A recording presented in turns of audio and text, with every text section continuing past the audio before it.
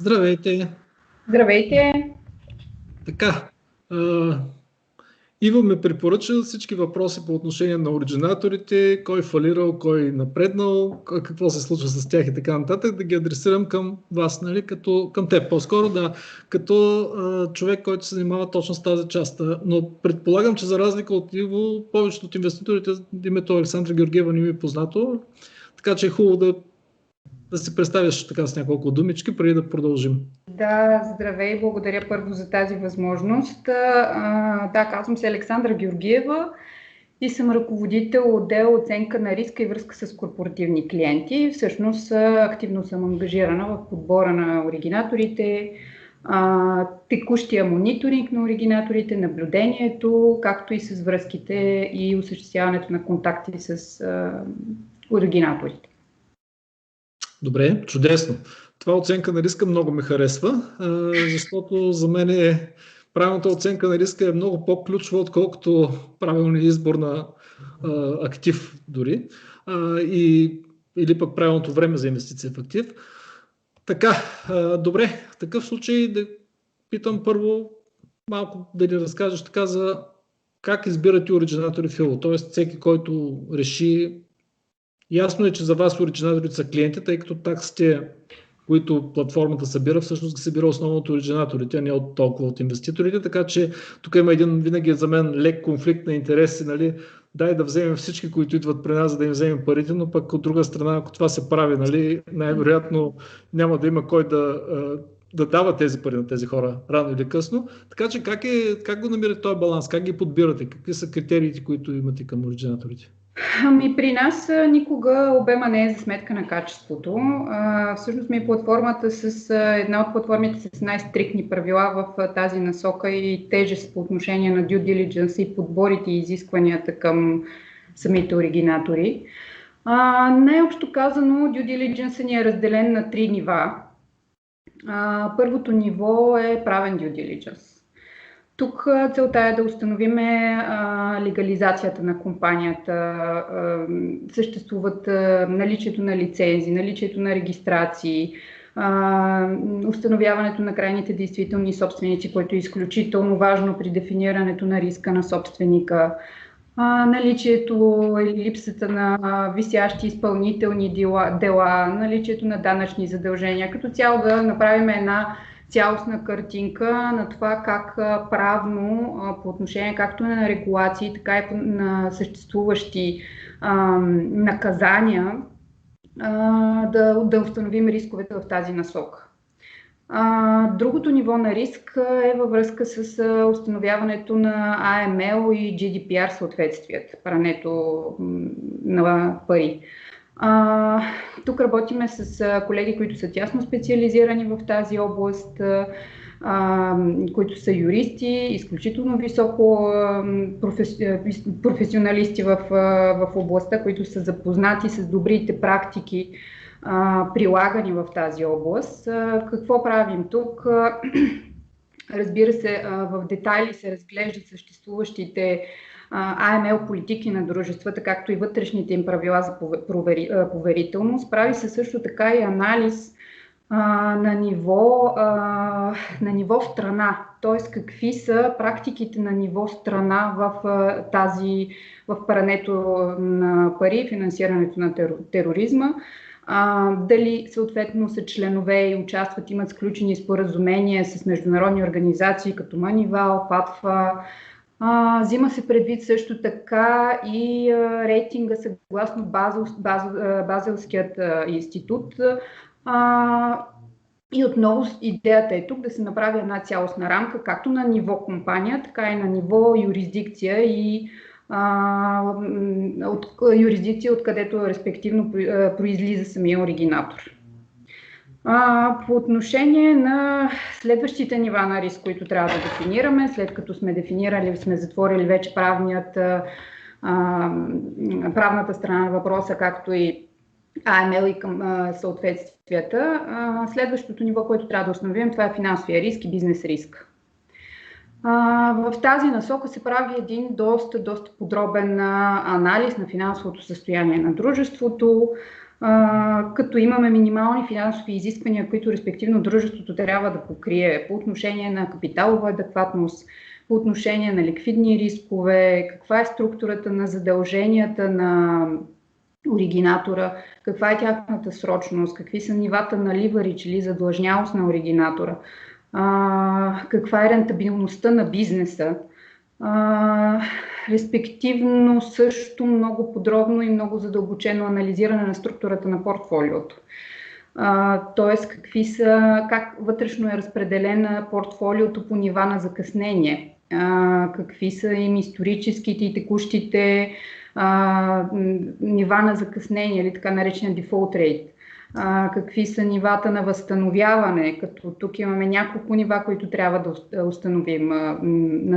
Какво е възстановяването на кредити, които са минали, т.е. дефолтирали кредити, какво е тоталното възстановяване, какво е възстановяването на главница, какъв също и ГПР или общото оскъпяване, за да може да видим каква всъщност доходност носи този портфейл.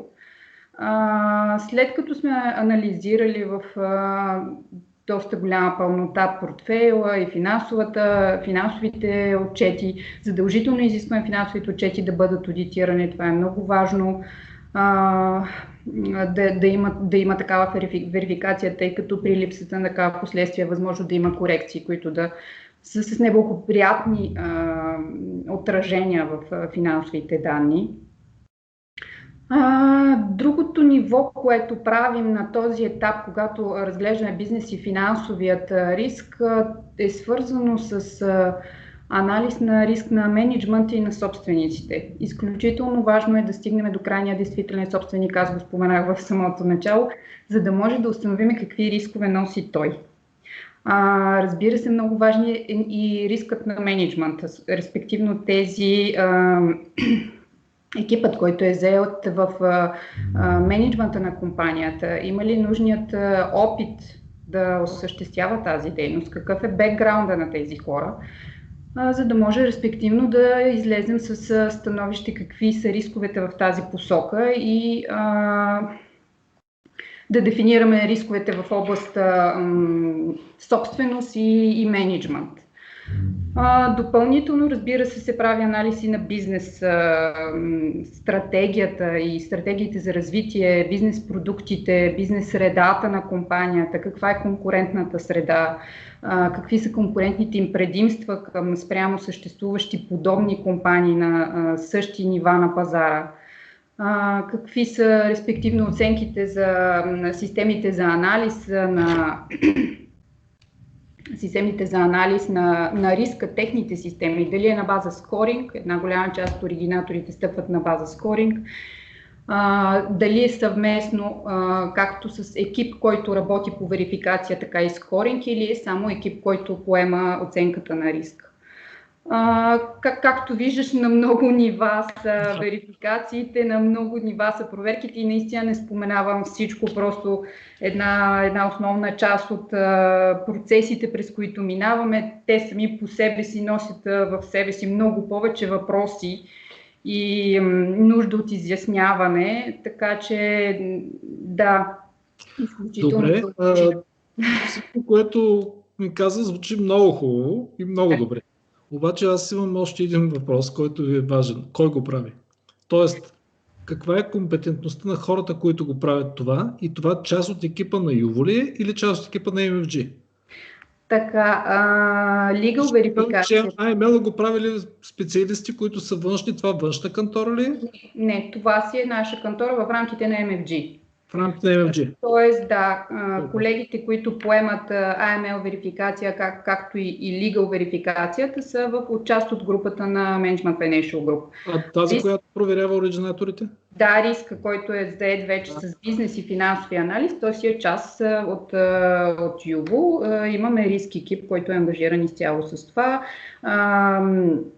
Със значителен опит в оценка на риска, в финансови анализ, една част от тях в счетоводна дейност, аудитори и така. Добре, чудесно. Питам, защото много е важно кой изпълнява тези неща и какъв му е бекграунда, защото Да. не е лесно да правиш реалния анализ на действителните собственици, техните рискове какви са. Това не е много тривиална задача.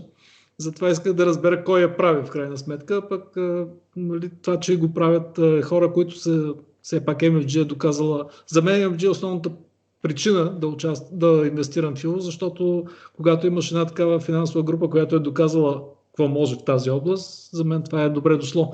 Добре, за едно нещо, което не бях се сетил, но сега се замислих. Всъщност, на колко оригинатора сте отказали? Какъв е процента на тези, които, или бройката даже? Интересно ми е като бройка, защото те сигурно са крайна бройка. Ако имаш тази информация в момента, защото не знам дали е подготвена, но... Не е малък процента на отказаните оригинатори. Всъщност, точно поради причината, която в началото споменах, че ние сме една от платформите с най-стриктни правила на due diligence и още в самото начало, когато изпратим огромен списък за due diligence, който трябва да се подготви, който е разделен, както аз в самото начало разказах, на много подетапи и документи, които трябва да се приготвят, една част от компаниите отпадат. Следваща част от компаниите отпадат на ниво верификация от наша страна. Струва ми, че загубихме връзката. Поне аз не те виждам. Не те чувам. Ехо.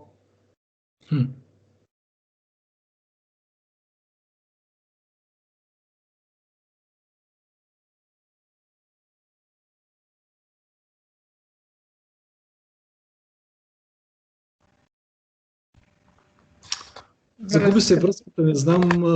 Връзката прекъсна, да. Чух до там, докъдето, ако искаш да го пуснем от начало, нали? Чух, че една част от компаниите се отказват сами, като видят какви документи трябва да пълнят, каква информация трябва да дадат, а другата част си отпадат вече след като бъде направено. Да. Добре, съвсем, как да кажа, половината оригинатори, една трета? 50% от заявленията за момент на базата на данните, които имаме, да, отиват в отказ. А имате ли право да кажете на кои сте отказали или това е някаква конфиденциална информация, която не може да споделите? Не бих могла да споделя. Конфиденциална информация знам поне един оригинатор, който сте му отказали и който след това се издъни с гръм и трясък на една друга платформа. Точно така, не е само един, много са такива, добре, на които и се издъниха. Да. Добре, но аз имам право да кажа, че знам за Аколако. Вие може да кажете, нищо да не казвате, нали? Мисля, че е Форти и други такива неща. Окей, т.е. хубаво е да знаем, че критериите не са ниски. Добре, а само, че нещата са чудесни в един момент, как продължава по-нататък анализа? Защото хубаво, че проверявате отчети финансови, но аз лично така малко не ги харесвам, защото докато те бъдат аудитирани и те бъдат направени, те отразяват едно състояние от преди 6 до 9 месеца, понякога и година назад. Как ги наблюдавате текущо? Да, значи веднъж след като оригинатор е качен на платформата, той подлежи на стриктен мониторинг от наша страна. Аз лично сама по себе си му казвам на един мини due diligence, който си тече непрекъснато. На всяко 3 месече, зависимост от големината на компанията, но в повечето случаи компаниите, които са листнати на ЮВО, изискват такава проверка. На всяко 3 месече те представят финансовите си отчети, финансова отчетност с респективно основна информация за основни позиции в финансовите отчети. Както и разбира се информация за портфолиото, това, което споменах първоначално, правено което извършваме при първоначалния due diligence, трябва да сме сигурни, че нивата на риск, които ние сме поели в самото начало, качвайки този оригинатор на платформата, се запазват или респективно се понижават спрямо от това, което е било в началото. Тоест отново искаме една верификация на портфейла, на това какво е качеството на портфейла, какво е структурата на портфейла, какво е изменение, какви са измененията по отношение на ръстове, на дефолти, на възстановяване и така нататък. Това се извършва на всяка 3-месечна база. Веднъж годишно отново извършваме проверка на правната принадлежност на компанията, т.е. дали има някакви промени по отношение на лиценза на дружеството, по отношение на собствеността, по отношение на местни регулации, т.е. всичко, което в началото на нашия due diligence ние споменах като ниво 1 и 2 на due diligence, се извършва отново веднъж годишно, за да установим, че всъщност и там няма някакви промени или сериозни рисконосещи изменения. Респективно извършваме и внезапни проверки на оригинаторите на база на случайен принцип от листнатите кредити на платформата. Си избираме на случайен принцип определена група от тях и респективно искаме договорите за тези кредити, за да може да сверим данните и за да сме сигурни, че оригинаторите подават адекватна информация и коректна информация към платформата. Че генерират кредити в системата, за тях стоят реални хора. Точно така. Това е много важно.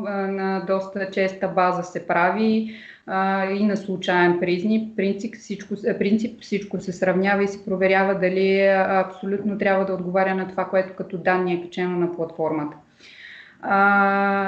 Респективно проверяваме също така и на регулярна база какво е съответствието от предварително декларираните от оригинатора така наречени риск класове или скоринги на самите кредити. Това се прави на всяка 3-месечна база, тъй като тук ни е необходима достатъчно исторически данни, за да може да направим анализа. И на тази база, респективно, виждаме дали има отклонения от тези риск класове, които са дефинирани от оригинаторите, или те отговарят на това, което е посочено от тях. Респективно, ако имаме отклонения, трябва да променим самия скоринг, за да не бъде подвеждащо за инвеститорите. В общи линии това е текущия монитор, който извършваме на оригинаторите. Една идея за подобрение от гледна точка на инвеститор в платформата. Вие вършите една огромна работа, постоянно, обаче резултата от нея не видим за инвеститорите, което не е хубаво. Нямате ли идея да го направите малко по-видим? Примерно, т.е. да кажете, примерно, че току-що сте завършили при оценката на кой си оригинатор, вие му асайнвате кредит риск скор, който е ваш. А, Б, С, 2, 3, 6 или каквото там да е. Нали? За да имат представа инвеститорите първо, че да, този оригинатор е много по-рисков от другия оригинатор, независимо, че е минал нивото на минимални изисквания, но въпреки всичко той е много по-рисков от друг оригинатор. И също така, че този оригинатор току-що е бил проверен и неговия риск скоринг се препотвърждава, променя или нещо от този род.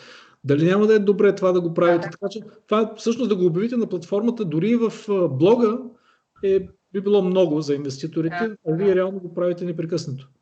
Това е нещо, което планираме да споделяме с инвеститорите. За момента редовно с инвеститорите споделяме информация по отношение на финансовите данни на оригинаторите и основни финансови бизнес показатели от тяхна страна. В повечето случаи обаче тези стейтменти идват от страна на CEO-тата или core менеджмента на компанията. Планираме също да има и от наша страна такива апдейти, които да са на база на извършени текущи проверки, анализи, заключения от наша страна. За мен лично това ще има много по-голяма стойност за инвеститорите, защото колкото и да са честни, да са почтени оригинаторите и така нататък, един оригинатор, който работата му е да издава кредити, той винаги има интерес да напудри отчета, да разкраси един хубав стейтмент и така нататък. Вашето мнение за мен, да кажем, като хора, които анализират тези отчети на ниво, което аз не мога да си представя, че мога да анализирам и не се и опитвам, е много по-важно, отколкото мнението на CEO-то, който е подписал отчета и който има, интерес да го покаже по най-добрия начин. Не казвам, че лъжи, не казвам, че нещо не е законно, но съм напълно наясно, аз така занимавам се с внедряване на финансови системи на доста места и съм напълно ясно, че един добър счетоводител напълно в рамките на закона може да получи много различни резултати от едни и същи изходни данни. Така че едно мнение на екип, който реално стои за това е много по-ценно, отколкото дори мнението на отчет. Аз не чета отчетите им, отдавна се отказах, защото ако има нещо, което много ме притеснява, добре, приключвам, нали? Но по-скоро мнението на хора, които това им е работа, ще бъде много ценно. Нали? Тоест, мислете в тази насока, даже ги... Защото имате скоринг на кредитите, но той е скоринг на кредитите. Скоринг на оригинатора няма.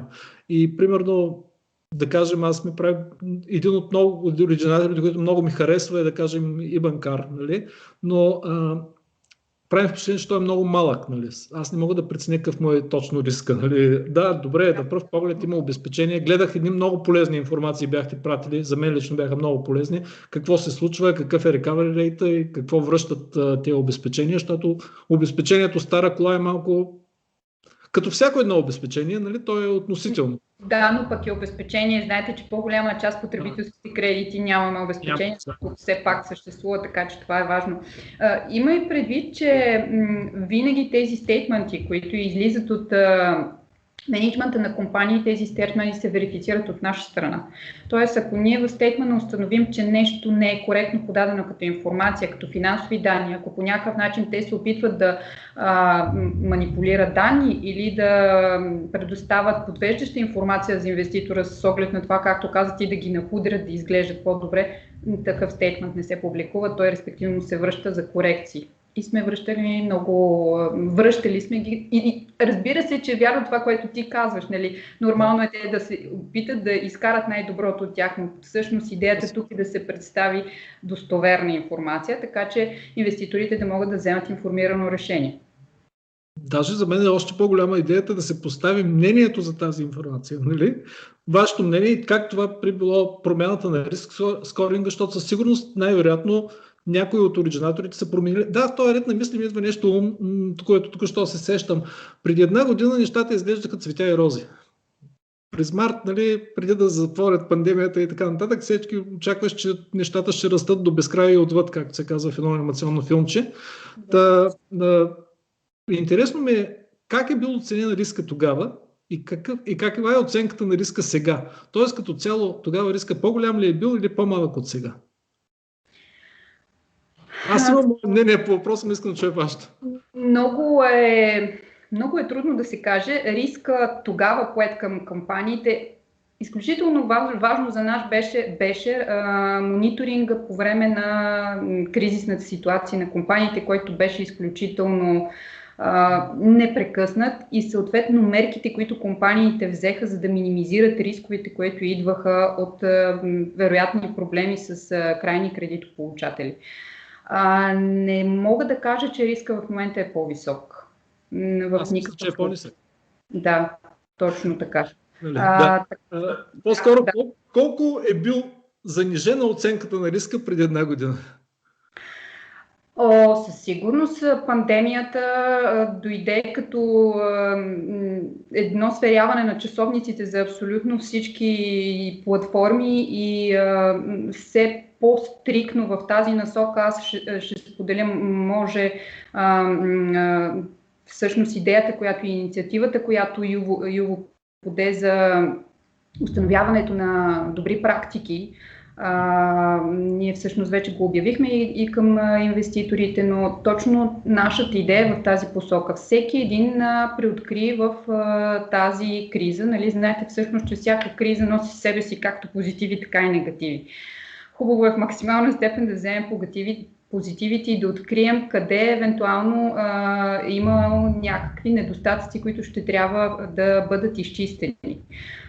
Какво може да се компенсира за напред, за да не се стига до такива ситуации. Точно в тази връзка ние инициирахме тези добри практики, като вече дори имаме подкрепата на институционално ниво. Очакваме да се включат вече и самите P2P платформи, независимо от това дали са краудлендинг или краудфандинг, да се обединим около едни общи практики, които да бъдат валидни за всички. Идеята е оптимизиране на процесите на due diligence. Идеята ни е повече прозрачност и идеята е увеличаването на сигурността за инвеститора, т.е. приемането на конкретни мерки, които да намаляват риска за инвеститора. Чудесно. Това е хубава новина. Добре, и въпреки всичко, както знаем, риска понякога се проявява. И какво се случва, когато се прояви риска, т.е. когато тръгне един оригинатор да не може да изпълнява задълженията си, така наречения дефолт. И най-ме е интересно на мен какво се случва преди това. Защото какво се случва след като бъде обявен за дефолт е ясно на всички. Нали? Спират се кредитите, чакат се на първичен пазар, може би на вторичен и така нататък. По-ме е интересно какво се случва преди това и след това вече, след като влезе дефолт, след какво търсим, какви са възможности да се търси, нали, някакво вземане все пак. Да, много правилно ти каза тук, че всъщност нулево ниво на риск не съществува. В смисъл, бизнес е жив организъм, ако едно нещо на даден етап изглежда по един начин, нещата се променят, той е жив организъм, нормално е да имаме промяна, така че нулев риск не съществува. Идеята ни е да го минимизираме в минимална степен. Какво се случва с оригинаторите преди да се стигне до дефолт? Всъщност няколко са случаите, в които ние установяваме такъв. Може да установим всъщност такъв. Единия е когато правиме текущи мониторинги и тогава се установят ранни сигнали на влошаване на финансово състояние. Друг случай, в който това може да се установи е това вече е напреднала фаза. За съжаление, тук, когато беше във връзка с COVID ситуацията и кризата, която настъпи миналата година, нямахме възможност да получим ранни сигнали от компаниите. Всичко се разви много динамично. Тогава ние установяваме проблеми при установяване на закъснение в плащанията от страна на оригинаторите. Както към активиране на байбеци, така и регулярните плащания, които извършват, така и плащанията респективно към ЮЛО. Какви са ни инструментите тук? Респективно по договор ние трябва да изчакаме срока, който е по договор, за да се възстанови дължимото плащане, да установиме контакт с мениджмънта, да се опитаме да договаряме и да видим каква е ситуацията и в каква степен бихме могли ние да помогнем в случай, че има преодолими трудности.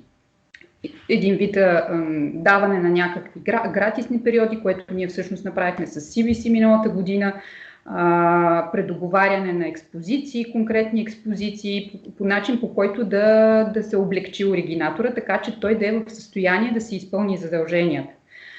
Когато това обаче не се случи, когато нямаме активна комуникация от страна на компанията, респективно трябва да пристъпиме към съдебна процедура.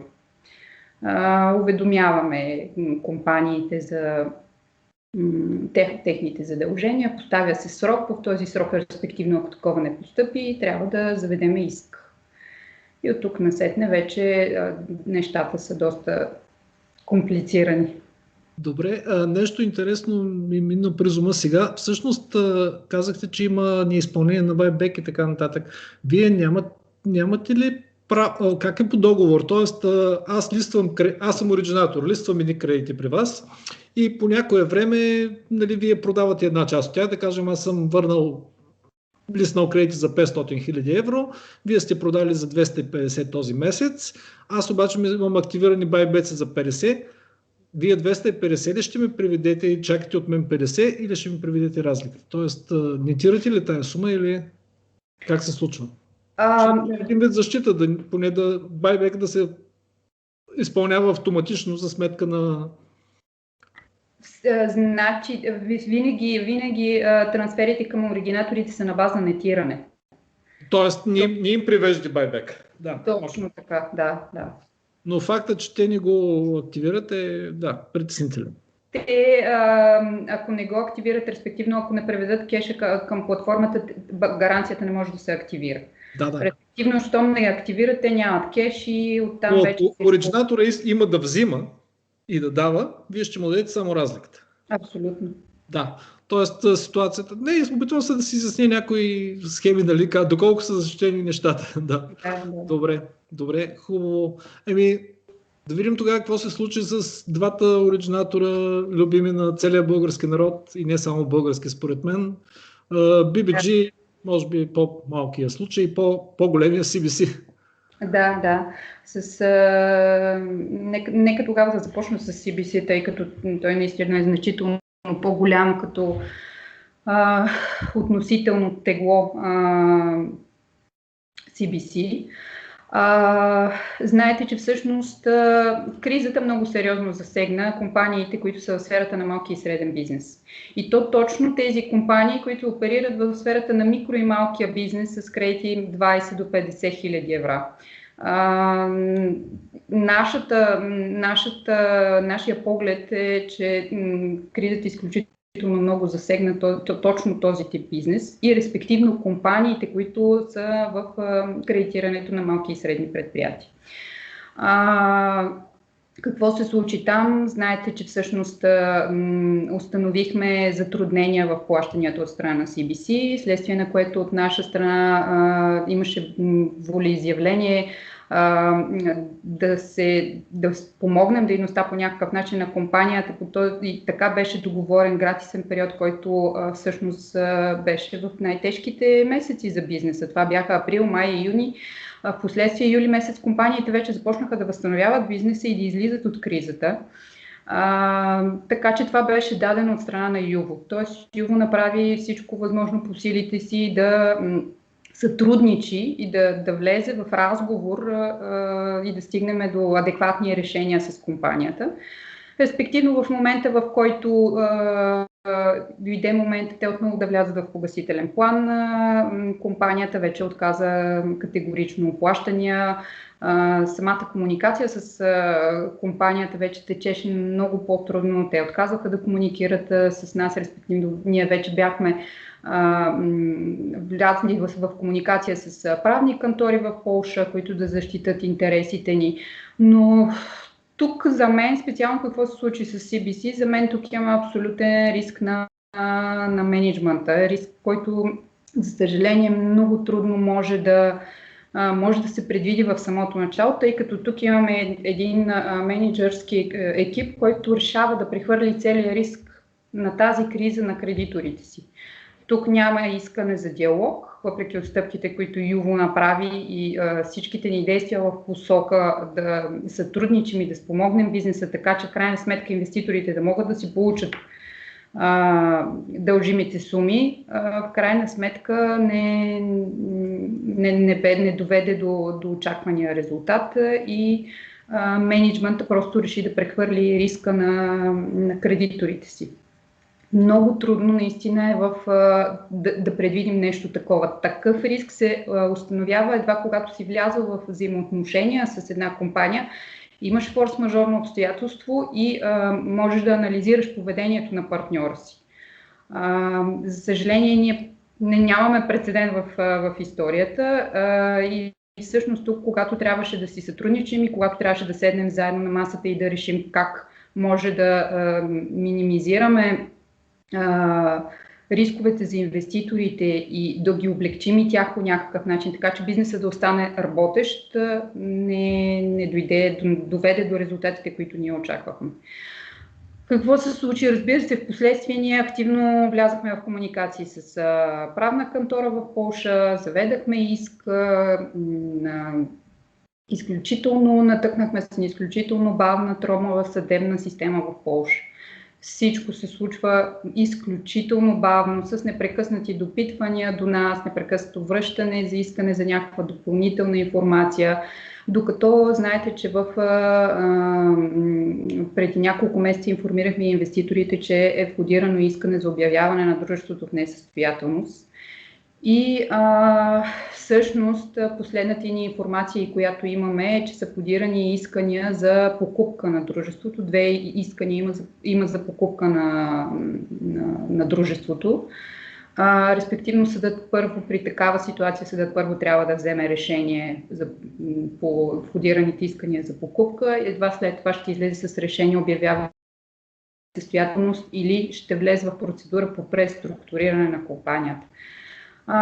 Отново, за да може адекватно да защитим интересите на инвеститорите. Допълнително от водещата ни кантора в Полша се свързахме с кантора специализирана в производствата по несъстоятелност и реструктуриране, която вече активно работи по делата и предприема необходимите мерки, които за съображения за конфиденциалност не бих могла да споделя, но категорично полагат всички усилия, за да могат в максимална степен да защитят интересите на инвеститорите.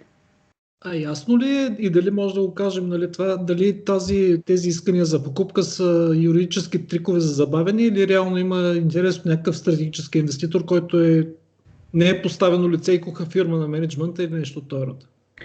Не мога на този етап да споделя повече информация. Окей, аз само питам, нали?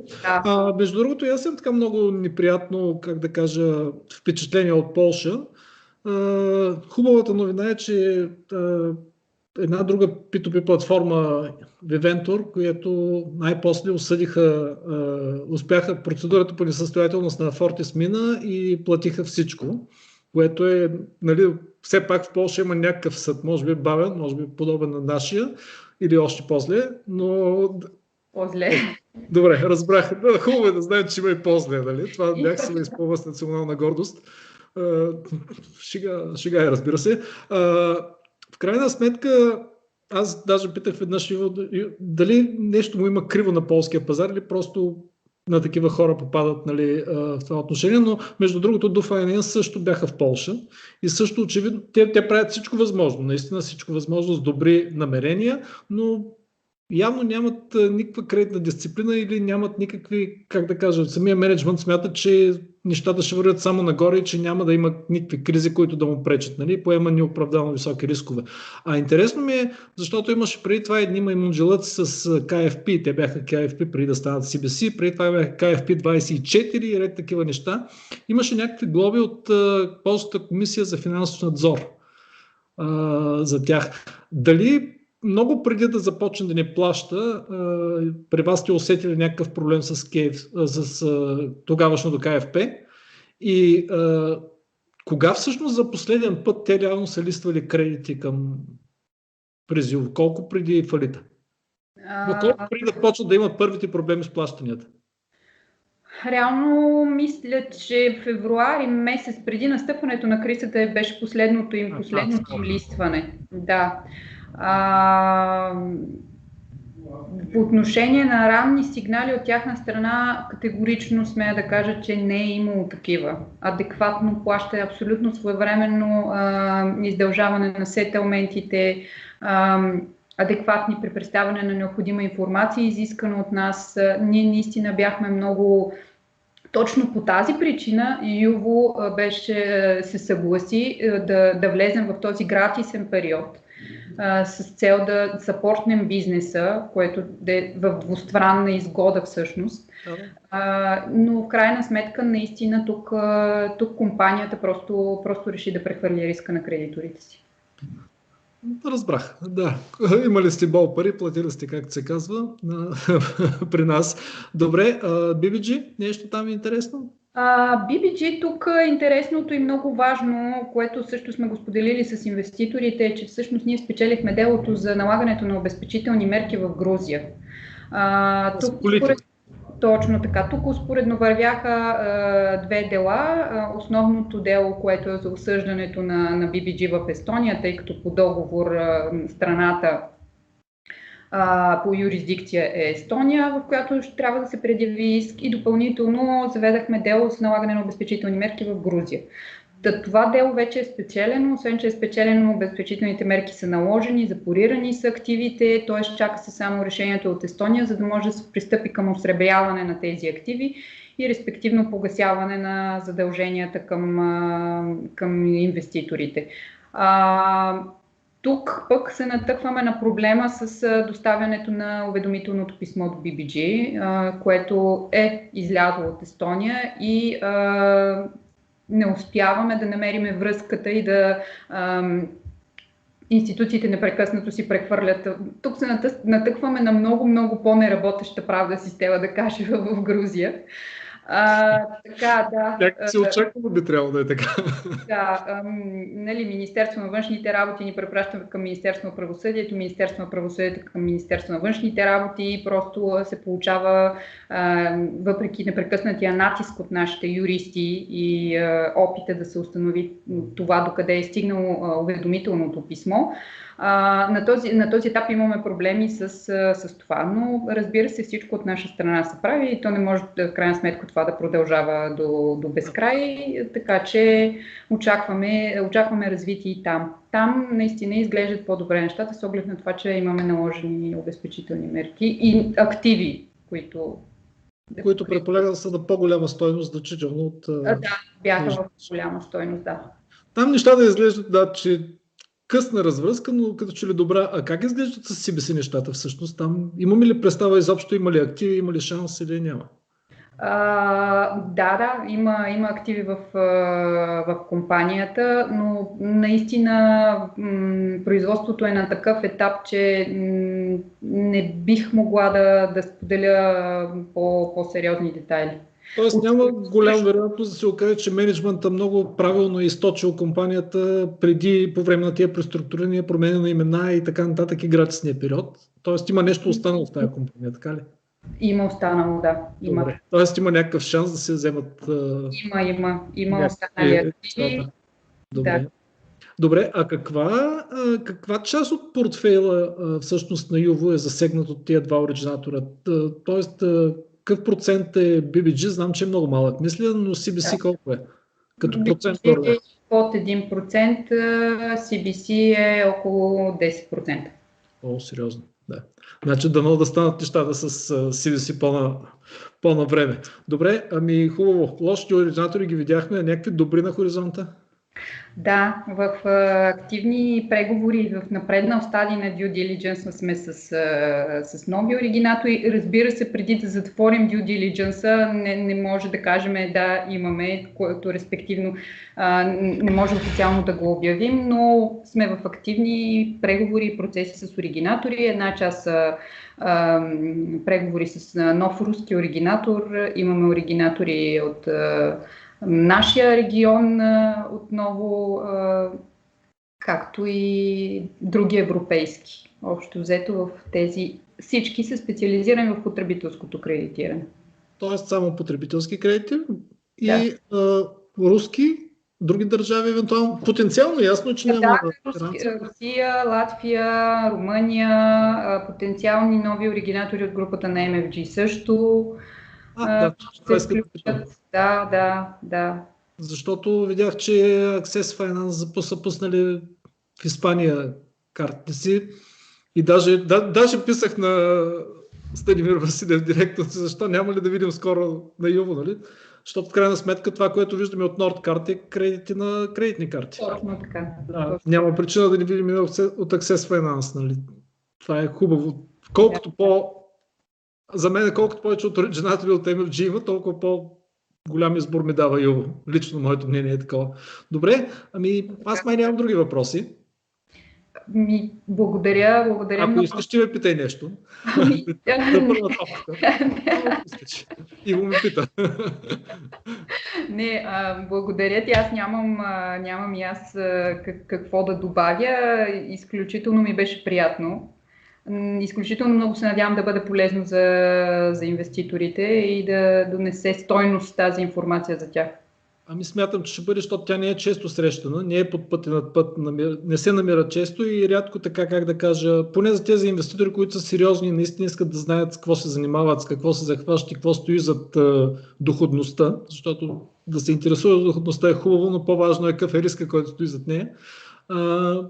Този разговор ще е може би един от най-малкото, да не кажа един от най-полезните, но нетрадиционни, нали, в тази област. Добре, благодаря много и успех и да скоро да видим нови хубави оригинатори и да си вземем парите от CBC. Дано. Окей, чао. Чао.